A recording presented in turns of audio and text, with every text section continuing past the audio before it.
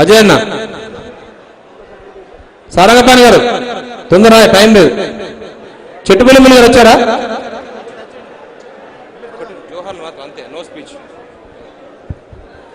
జోహార్ పెద్దన్నకు, జోహార్ పెద్దన్నకు.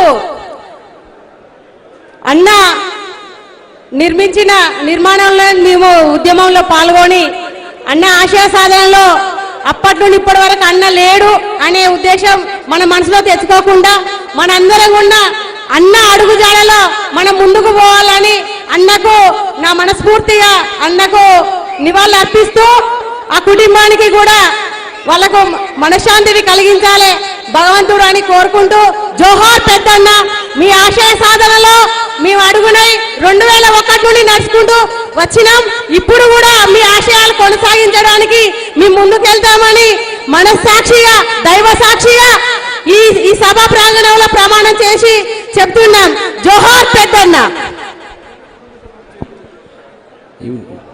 ఇక్కడ ప్లీజ్ దయచేసి కుటుంబ సభ్యులకు చేరలేదు దయచేసి ప్లీజ్. ఇక గణేష్ వాళ్ళు అన్న కొడుకు వాళ్ళు నిల్చో ఉన్నారు. ప్లీజ్ దయచేసి అర్థం చేసుకోవాలి.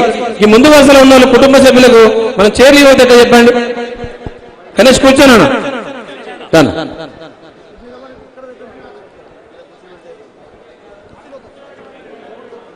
మన ప్రియతమ నాయకులు పెద్దన్న గారి 10వ రోజు కార్యక్రమానికి విచ్చేసినటువంటి అతిరథ మహారథులు మాజీ మంత్రివర్యులు పెద్దలు ఎర్రబెల్లి దయాకర్ రావు గారు, శాసనమండలి స్పీకర్ గారు మసూనాచారి గారు, మాజీ ఎమ్మెల్యేలు, మాజీ ఎమ్మెల్సీలు, మాజీ ఎమ్మెల్యేలు అందరూ కూడా సభకందరికీ కూడా నమస్కారాలు. మండలాల నుంచి వచ్చినటువంటి కార్యకర్తలందరికీ నమస్కారాలు. ఈ సందర్భంగా నేను ఒక్కటే చెప్పదలుచుకున్నా, ఈ యొక్క విషాద సమయంలో కార్యకర్తలు నాయకులు అందరూ కూడా ఒక్క తాటిపై ఉండి ఒక్క మాట మీద ఉండి కాంగ్రెస్ పార్టీని ముఖ్యంగా మాధవ్ రెడ్డిని ఎదుర్కోవాల్సిన అవసరం ఉంది. ఏమాత్రం మానవత్వం లేకుండా ఇవాళ పెద్ది సుదర్శన్ రెడ్డి గారి గద్దెను కూల్చిన మాధవ్ రెడ్డి వెంట మన కార్యకర్తలంతా పడాలి.